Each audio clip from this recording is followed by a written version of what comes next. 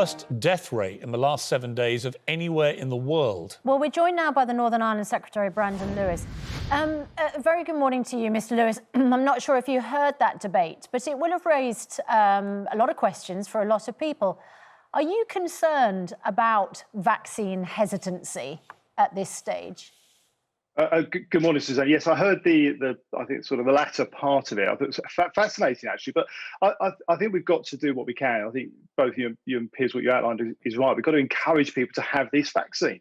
It's the best way to ensure that our friends, our family, our wider communities can be safe going forward. And I think we should be doing all we can to encourage people to have the vaccine. Should companies like Charlie Mullins' plumbing firm, should they be allowed legally, in your opinion, to actually mandate vaccinations for their staff? Well, it seemed to me, actually, I know I only caught the end of that, but it seems to me that there's possibly a slightly different way forward for a company like Charlie. So I think I can see the logic. If I was as a consumer, if my family hadn't been vaccinated and we were having people working in the home, the opportunity to have somebody come who has been vaccinated is obviously a safer thing to do. It's natural that consumers would want that. I would have thought, in terms of legal, not discriminating against people, particularly as we work through the vaccine programme, some people may be willing to have the vaccine, we just haven't got to their cohort yet. So that would restrict their ability and would discriminate against them potentially, without giving legal advice, being able to work for somebody like Charlie. So the middle ground, I would have thought, and the logical thing for somebody like Charlie is to encourage his staff to get that vaccine as soon as they can and to offer his clients the ability to have somebody with a vaccine rather than discriminate against who he employs. But that's obviously an employment matter for him. And it's also important to establish there are genuine medical reasons and concerns which would mean that you wouldn't be able to. I don't think that's in dispute. We know that. Let me ask you, if I may, one question. Why does the UK right now have the worst coronavirus death rate in the entire world?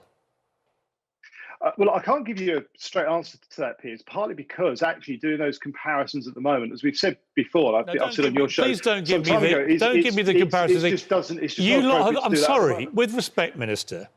As a government, you have spent the last 3 weeks giving us direct comparisons about the vaccination programme. How we're the best by in the world. comparing to every other country. We literally never hear you all stop talking about it. And by the way, you've got every right to, because we're doing very well. But please don't tell me you're not in the business of international comparisons, because you stopped telling us how many people were dying by comparison to other countries many months ago when the numbers got very bad. Yesterday, the numbers came out and we're the worst in the world. And given that you've been using international comparisons for weeks now about the vaccines, I don't think it's unreasonable to ask you why we have the worst death rate in the world.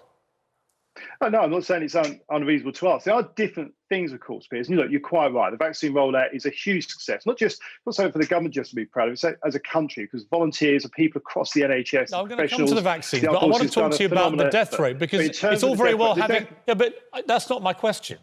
My question wasn't about the vaccines. My question was simply that given you talk about international comparisons all the time in relation to our vaccine performance, it is legitimate to ask you about why we have the worst death rate. And you can't just bat that question away by saying we don't want to get into international comparisons, because you do when it suits you. Well, I wasn't batting it away at all, Piers. I think, look, every single death is one too many. It's an utter tragedy. We all know pretty much now somebody who has been affected in one way or another, who's lost somebody or friends. Why do we have the worst death rate, though? Why is it the worst in the world? Is it because we were slow on testing, for instance? Is it because we were slow on taking it seriously, introducing social distancing? Because we didn't lock down hard enough and early enough. Isolation system? Is it because we're not giving people enough money in order to isolate? Are there reasons in what you have done in the handling of this that have led to us being world-beating in our daily death rate? Well, the point I was trying to make is that I think actually it is just too early to do those kind of comparisons. You're doing them every day with the vaccines, Mister. You can't do this. Sorry, I'm really sorry. But you can't stand... You can't all come on this programme every morning and boast about how well we're doing comparative to other countries with vaccines and then refuse to be challenged or answer any questions about why we're doing so badly in relation to other countries on death rate. Can you? Well, I'm not refusing to be challenged at all, Piers. You are. You're not answering the question. You've not given a single reason why we have the worst death rate in the world. I'm just asking you, as a member of the government, you must be as shocked as we were when that came out yesterday. Why do we have the worst death rate in the world? No, absolutely. I think every single death is tragic. We all now, as I said, know somebody who has lost somebody or been tragically lost through this COVID virus pretty much. And that isn't acceptable for That's not any my single question death. to you. We all know it's tragic. That, Piers. I'm just explaining. Unfortunately, we have more tragedies going on right now than anywhere in the world. Why? The difference between the death rates and the vaccine in terms of the international comparisons is very clear, because the vaccine is something there is a supply line. It's whether you've got that supply line, whether you ordered them early enough to get them through and you're able to roll them out across your communities. The death rates are impacted in a different way when you do international comparisons. There will be a point as we come towards the end of this, as we're at the end of the period of this virus going through. And as everybody around the world has gone through different cycles, depending where they are in the world. So 10 months into the pandemic is not a good point to say, why have we got the worst death rate in the world? Look, I appreciate how frustrating it is, but no, I still don't think it is. It's not frustrating. I'm just wondering why we have the death rate. I'm just asking you for one reason why we have the worst death rate in the world right now. You must have must as a government. The direct answer to your question, Piers, if you look back, is what I said at the very beginning of this interaction. We can't answer that question at the moment. So you have no idea. So this is okay. Well, let me take you at face value. So you, as the UK government, have absolutely no idea why we have the worst death rate in the world. None of you. None of you have got a clue. Well, because as I said, how reassuring is that for us? You can't do that. Because you can't do that kind of direct comparison at the moment, because the way you do it every minute of the day on vaccines. You can do it. Yeah, but as I say, Piers, there's a difference with vaccines. That's a very clear decision around. No, the only difference is you don't want to talk about the how negative. you are rolling it out. Well, no, as I say, I think it's about how you're rolling it out and how you've secured your supply. Right. So where do you think we are? If you think the death rate chart is wrong, where do you think we are then? I didn't say it's wrong. I said it's too early to draw a direct comparison on something like that. Too early. We're 10 months into a pandemic. No, I understand that, but the pandemic is still moving around the world. Yeah, this is based on the last 7-day average. So this is happening in real time. I'm not asking you to justify what happened back in March, April last year. I'm simply saying right now, over the last 7 days, we are the worst death rate in the world. And so far, you've not given me a single reason to explain why we have the worst in the world. I'm only asking you, give me one.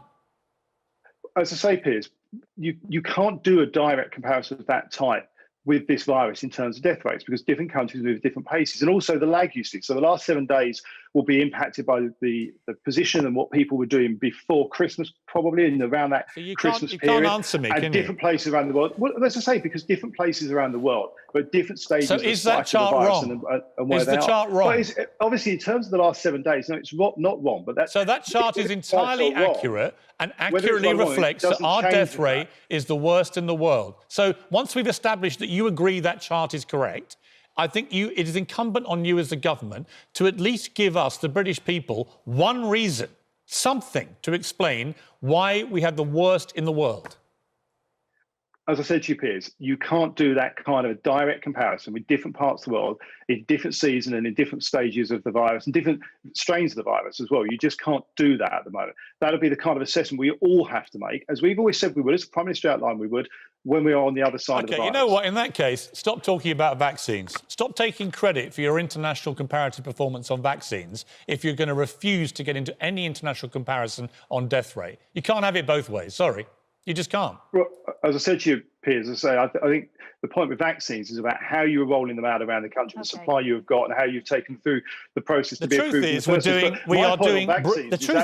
Lewis, we are doing brilliant. We are doing very. Listen, I'll give you credit where it's due. We are doing very well on the vaccine rollout.